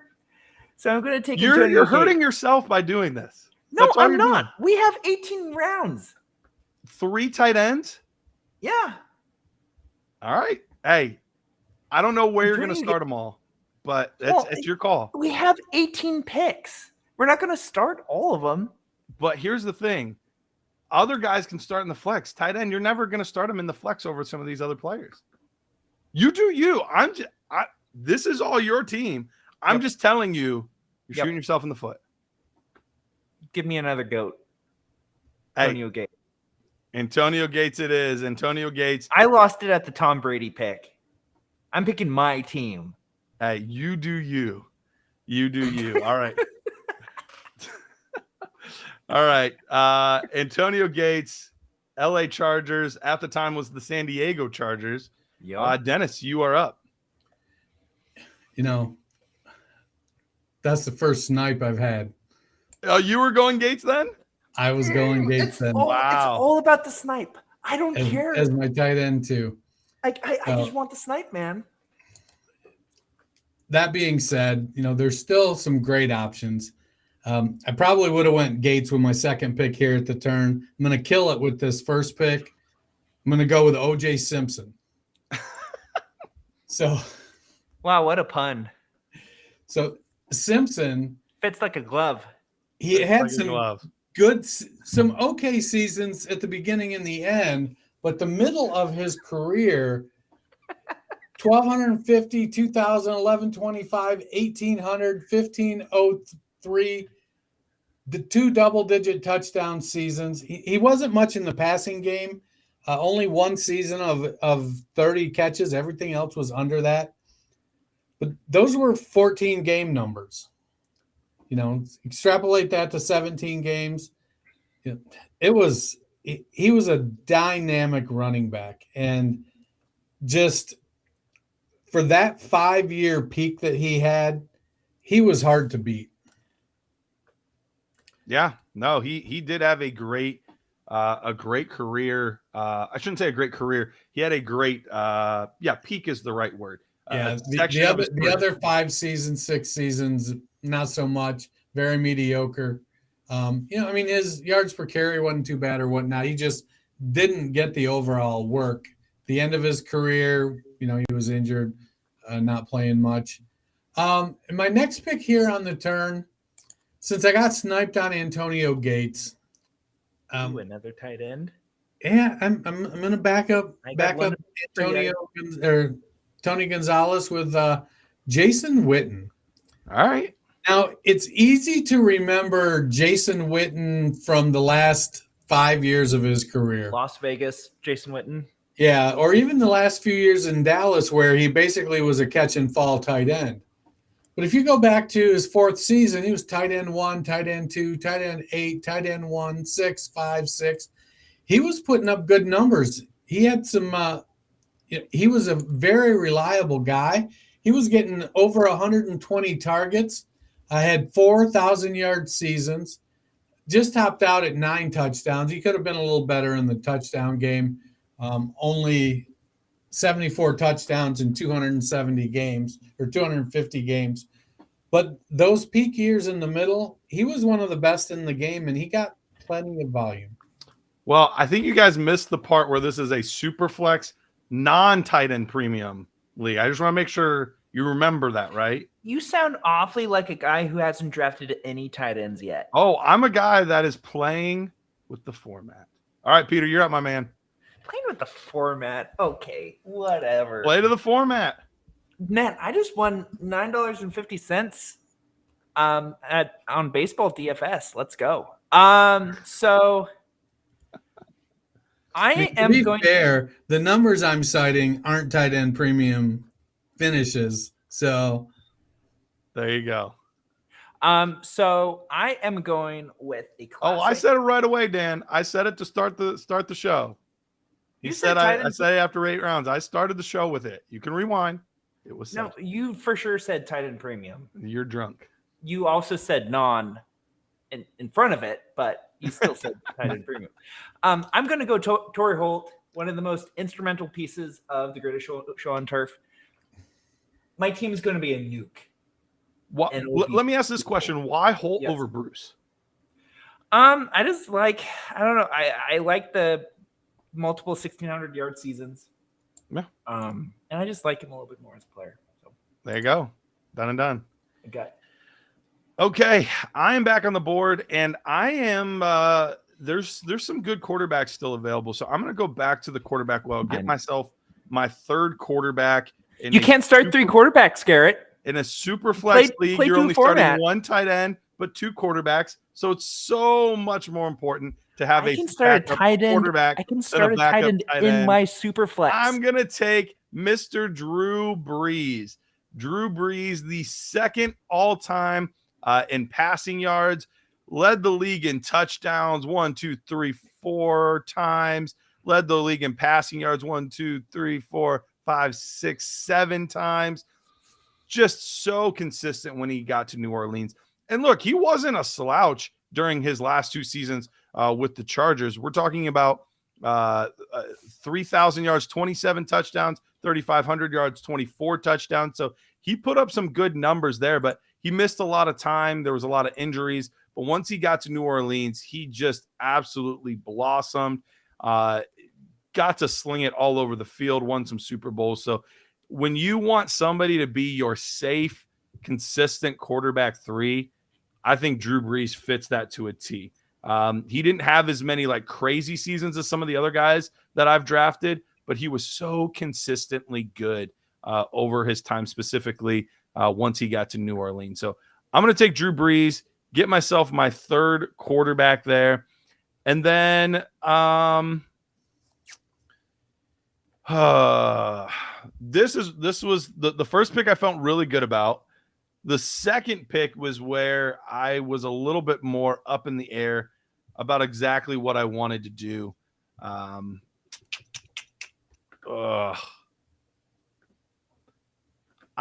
am going to go with, you know what, let's go back to the wide receiver well. And this one was tough for me because he had a decent touchdown numbers early in his career, but the yardage and the reception totals weren't where I wanted them to be. So he kind of fell down my board. But when we talk about a section of your career where you can just absolutely carry a fantasy football team, I'm looking at a guy that's going to be able to put up a ridiculous amount of touchdowns and get a ridiculous amount of receptions. 2 seasons with 122 receptions, 3 years where he led the NFL in receiving touchdowns. I'm going to take Chris Carter of the Minnesota Vikings. I needed to – what's that? Nice pick. Thank you. It was one of those ones where it's tough on that per-year basis. It makes it a little more difficult because his career started so much slower than a lot of these other players. But his second half of his career was just so dynamic that he helps fill out my wide receiver room and really make it a lot deeper with all of these young guns, because my wide receiver room up into this point was Antonio Brown, Justin Jefferson, Devontae Adams. So at least we have somebody that has a little bit of seasoning, a little bit older fella in the wide receiver room to help lead the way. So I'll take Chris Carter there. Peter, you are on the clock. So as I stall just a little bit more to find my, okay, there we go. So for me, I have so many high scoring, a little bit smaller career type guys. So I am going a little bit of a Tom Brady move for the wide receiver position. And I am still picking one of the best wide receivers, I think, that has ever played. And that is Larry Fitzgerald. A master of his craft. And I'm just really happy to have him on my team. As a Seahawks fan, I've seen him play a lot. And it wasn't always fun, but he's is this PPR? Yes, it is PPR. Okay, PPR monster. So let's go. All right. I can understand that one. All right, Bennett, you're up. I love the Fitzgerald pick. So it is super Thanks, flex. Bennett. So I'm circling back around to quarterback, and I'm looking at some guys fairly contemporary, maybe a little bit older, but racking up some points per game over the course of their careers. And so I'm going back and forth. Do I want a running quarterback Do I want a passing quarterback? Do I find the right mix? I think I'm going to go with the running quarterback. All right, let's hear it. And he scored 19.1 points per game, 19.01 point or no, 19.1 points per game. Scored 75 rushing touchdowns in his career. I'm going with Cam Newton. I wondered if he would go off the board.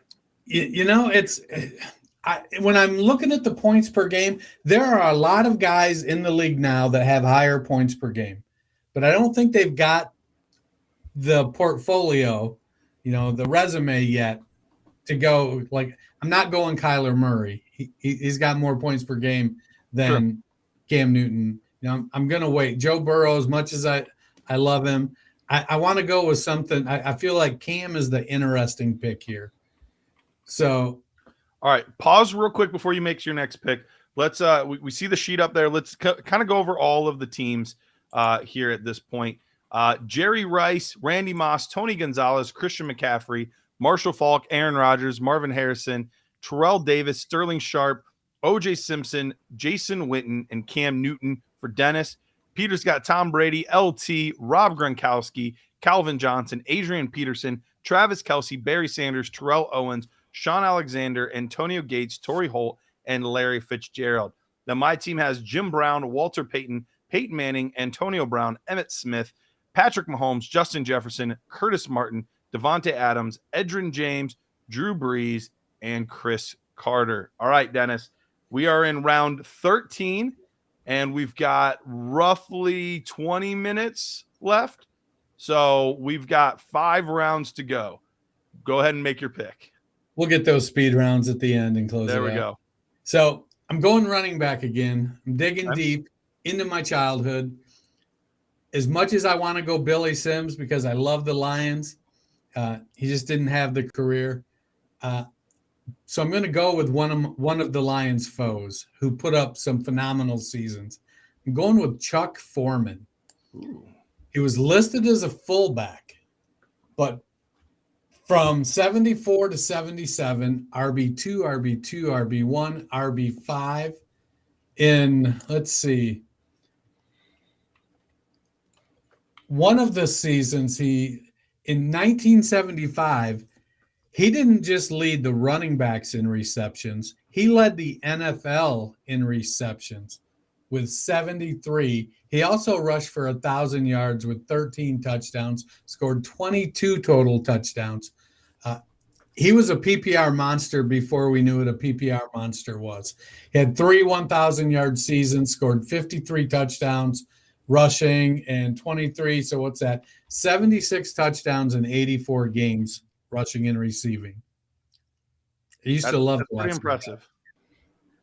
I'll be honest, Dennis. I don't even know that I knew who that player was before you just talked about him. I really don't. Dude, he was phenomenal. He was listed as a fullback, 6 foot, 210. But man, he used to just run all over my Lions. That's why that's a good pick. I mean, it's not one that's good. People are gonna look at and be like, "Oh man, that's right." Because if I don't know him, there's probably a lot of people that don't know who he is. But I like the call. All right, Peter, you're up. I am picking a name that people know. There you go. He actually has not put up as big of a stats that I assumed that he would, but I'll still pick him. Marshawn Lynch, beast mode. You got the homer bias going now. Well, I mean, still though, I want, yeah, okay, I'll take it, yeah, but Marshawn Lynch, beast mode. Peter's another like, shine oh, bright when he started. But I love him, and yeah, great fantasy player when he's healthy. There you go. All right, puts me back up. I am finally going to take a tight end. We have 5 off the board, and I do not have any of them. So I will at least make sure I have a starter that I can put out there. And I'm going to take Shannon Sharp. Shannon Sharp is kind of one of the more overlooked ones. Now, I get it that he's been a little bit more popular recently because of his, being on air and things like that. But really overlooked in this conversation of some of the all-time great tight ends. We're talking about a player at this point that has more yards than Rob Gronkowski. Travis Kelce was a monster in receptions, 808 receptions all time. That's also fourth amongst all tight ends. Has more touchdowns than Travis Kelce. So he was a very, very productive tight end. And the brother of the guy that was already drafted, Sterling Sharp. So not Sterling Shepard. I don't think he's going to be taken in this draft, but very talented player. Three seasons over 1,000 yards, plenty more in the 800 and 900. So I'm going to take myself some Shannon Sharp, undersized, underdrafted guy that ended up being one of the all-time greats at tight end. And all right. I was really hoping that I was tempted to draft him. Were you really? Just to be a jerk? I was tempted just to because I wanted you to have some he'll still be good, but Shannon Sharp, what a great pick. All right. And then after that, I'm going to go with a player that produced so much in the rushing game, but also produced so much in the receiving game as well. And that's what really helped put him over the top. Several seasons over 500 receiving yards, also several seasons where he would have 2 and 3 receiving touchdowns to boot. And he was very consistent over the course of his career. So many seasons as a running back one, and that's Shady McCoy, Philadelphia Eagles, Buffalo Bills, and then, a couple other randoms towards the end of his career, but only had a few games with those teams. So not as much to speak on there. And that's really one of the things holding him back a little bit is those last couple of years, he just held on a little bit too long. If he would have retired after 9-10 seasons, things would have been a lot better for him, but held on a little bit too long there at the end of his career. But we're talking seasons of 1,600 yards rushing, 1,200 yards rushing, 1,300 yards rushing, had a 17 rushing touchdown season, 1,300-yard rushing touchdown season. But like I mentioned, all the pass catching that he did, several seasons over 50 receptions, a 78 reception season, and contribute there, getting touchdowns as well in the receiving game. So give me Mr. Shady McCoy. All right. Peter, back to you. Okay, so this is when I am currently there's still a lot of good names here, obviously. I'm going Jamal Charles. I thought about him. Yeah. Yet another boom player, but I'm going to win some championships, I think, with my tight ends. So, yeah, I'm excited about that. Great guy, great player. Let's go. Yeah, no, I think that's a good guy, and his ceiling, he had some individual games that were just absolutely nuts, but some really good seasons and the ultimate weapon as far as also catching a lot of passes. So I'm good with that. Dennis, you're up. Yeah, I had Charles at the top of my list. He was somebody I was looking at. That being said, you got to have a backup plan. As Ross said, pivot. And I'm going Eric Dickerson. I thought about him as well. His first 7 years, his lowest total was like 1,200 plus yards. His rookie season, he caught 51 passes. Later in his career, the next 6 or 7 years, they didn't throw to him quite as much. But he rushed for 2,100 yards, over 1,800 yards twice, over 1,600 yards. He was just, he was Adrian Peterson before Adrian Peterson. RB1 as a rookie, RB3, RB12, RB1, RB3, RB1. I used to love to watch him. Made me nervous with that upright running style, but those first 6-7 years, he was phenomenal. Yeah. My next pick, I'm going to dip back into the wide receiver well for a consistent performer that actually, surprised me with his points per game a little bit. I'm going for the guy who's going for his 10th straight 1,000-yard season to start his career. Mike Evans, 6'5", 231 pounds. I get it. A couple of those years, it was like the last game of the season. We got to get Mike 20 targets to get him his 1,000 yards. But man, those yards still count. He averaged, see where to go, he's averaged 16.2 PPR points per game in his career. He hasn't always been like real high. He's more of a mid wide receiver 1 with some wide receiver 2 seasons in there. But he's going to give you solid numbers year after year after year. Nope, that's a good pick. That's a good pick. All right, Peter. I am going to pick my first player that I ever drafted. Okay. Julio Jones. Dang it, that was actually my next pick. Good pick. Yeah, very frustrating with his lack of touchdowns, but he had the yardage and he was dominant. So I love it. I love getting him here. No, that was a really good pick. The receptions every year and the yardage were always fantastic. Each and every year, always fantastic. There were some frustrations with why I believe he only had one double-digit touchdown season his entire career. And that was like his second year. He had 10. He barely got over the threshold. But he was a fantastic player during his career. So that's frustrating because, that was definitely going to be my next pick. That was the first time he got me on the snipe. So, right. Uh-huh. Yeah. Good work by you. I sniped you so many times. You would have drafted Kelsey right now, right? If he was on the board? Well, I don't think a snipe counts if you would have taken him like 2 or 3 rounds later. Oh, all of a sudden you're at the sniping police too. Picking where I we sniped draft. you guys with Jim Brown. You guys never had a chance. Yeah, that you did. All right. All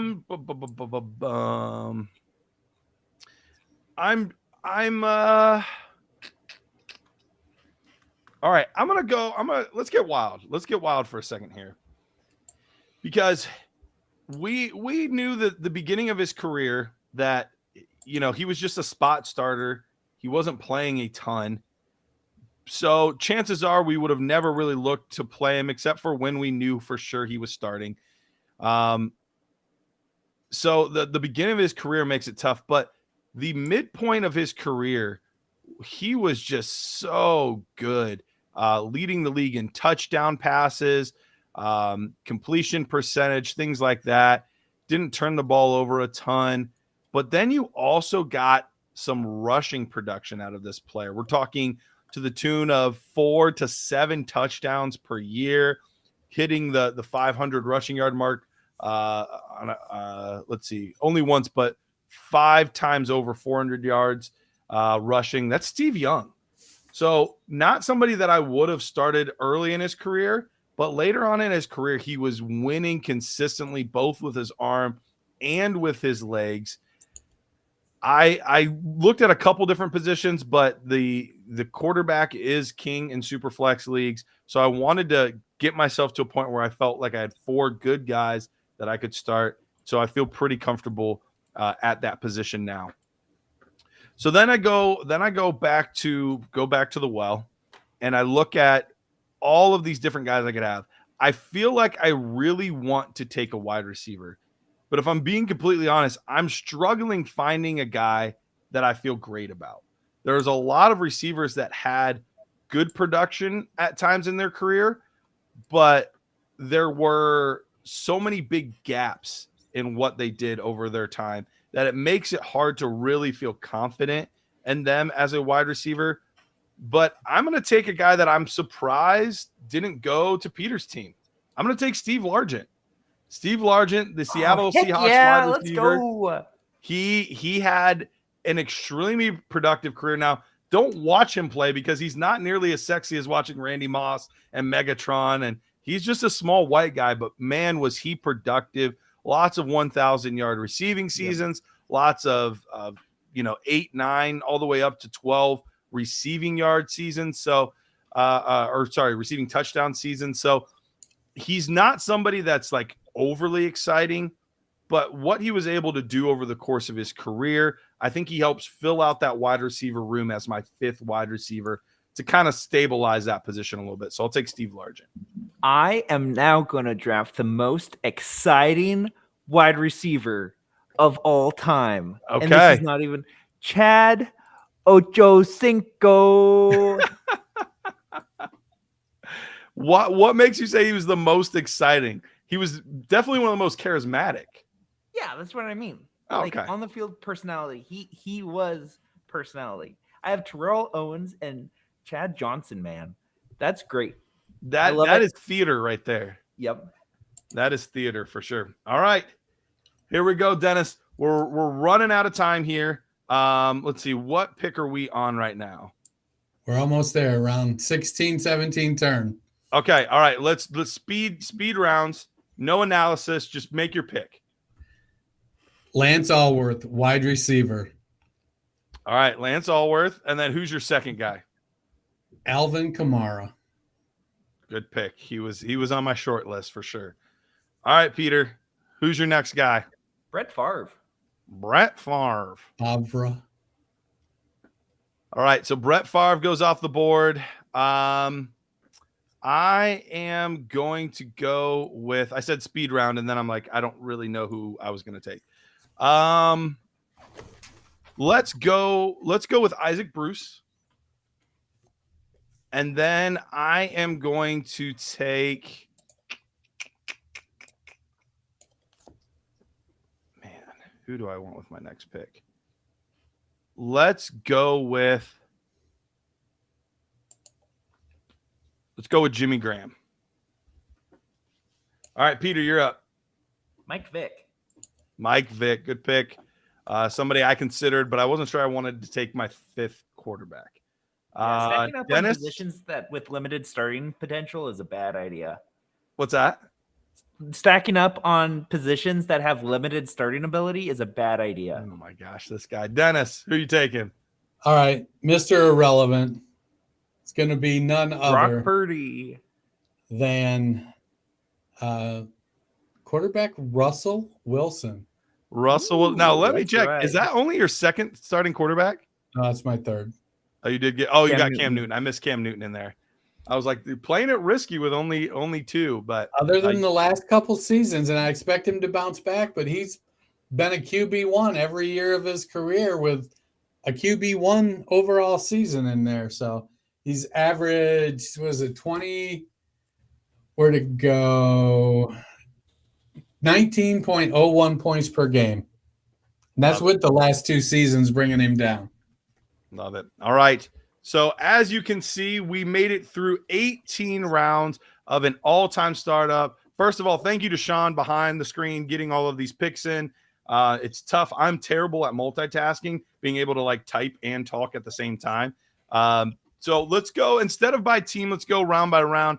Jerry Rice, Tom Brady, Jim Brown, Walter Payton, LaDainian Tomlinson, Randy Moss, Tony Gonzalez, Rob Gronkowski, Peyton Manning, Antonio Brown, Calvin Johnson, Christian McCaffrey, Marshall Faulk, Adrian Peterson, Emmitt Smith, Patrick Mahomes, Travis Kelce, Aaron Rodgers, Marvin Harrison, Barry Sanders, Justin Jefferson, Curtis Martin, Terrell Owens, Terrell Davis, Sterling Sharp, Sean Alexander, Devontae Adams, Edgerrin James, Antonio Gates, O.J. Simpson, Jason Witten, Torrey Holt, Drew Brees, Chris Carter, Larry Fitzgerald, Cam Newton, Chuck Foreman, whoever he is, Marshawn Lynch, Shannon Sharp, Shady McCoy, Jamal Charles, Eric Dickerson, Mike Evans, Julio Jones, Steve Young, Steve Largent, Chad Ochocinco, Lance Allworth, Alvin Kamara, Brett Favre, Isaac Bruce, Jimmy Graham, Michael Vick, and Russell Wilson. I kind of felt like the guy at the end of a like Cialis commercial reading all of like the all the warnings. Side effects.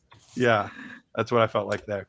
All right, so going back in time real quickly, we'll start with you, Peter. Any picks that, like, if you could do it over again, you would do it? And then what was your favorite pick? So my first gut reaction was Tom Brady, but I got LaDainian Tomlinson in round 2, so it worked out. But I honestly didn't need as many tight ends. That's That's my biggest kind of whoopsie, but no regrets. Hey, you did your best to play against the opponents that you were drafting against. Yep. I understand it. It was wrong, but it was understandable. All right, Dennis, what about you? You know, the pick I probably liked the most was Christian McCaffrey because he's just so hot right now and he's in such a good situation. He's the number 1 points per game running back. Yeah, he's had a couple years. I struggled the most with Cam Newton. I don't know if I would. I was looking at Andrew Luck there, maybe. Yeah. That one was tough. I kept trying to find a reason to draft Billy Sims or Gale Sayers, but they didn't have the consistency in their short careers that Terrell Davis did. And I love the Chuck Foreman pick. I mean, all right. Yeah, what a stud. Everyone. What position is Chuck Foreman again? Wide receiver?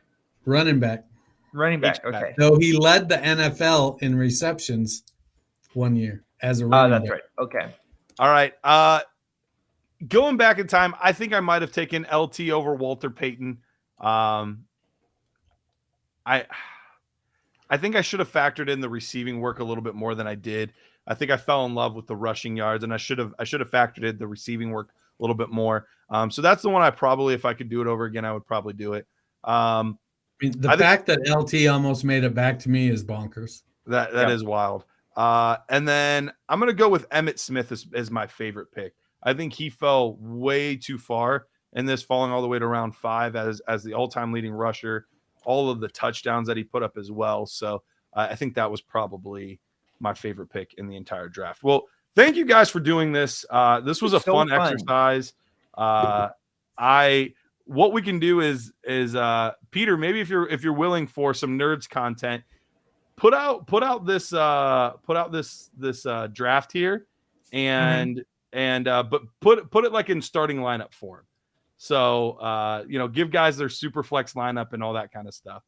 So what I'm doing is I'm doing the roster as like quarterback, running back, wide receiver. Is that okay, or should I do it like a starting lineup? So you're starting quarterback, 2 running backs, 2 receivers, tight end, flex, super flex, and then bench.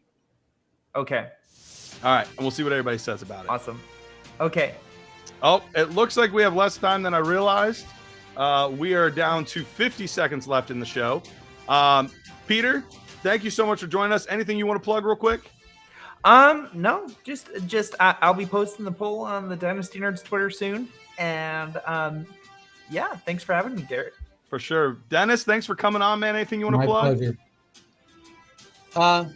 No, keep checking out the Dynasty Nerds website. We got lots of great articles coming out. Awesome. Well, I know we are in the dog days of summer, but football is right around the corner. Thank you guys so much for joining us tonight. We will be back next week. I will be back home next week. We will be talking all things fantasy football. So for me, for Dennis, for Peter, for Sean behind the glass, thank you so much. And we will see you guys next week.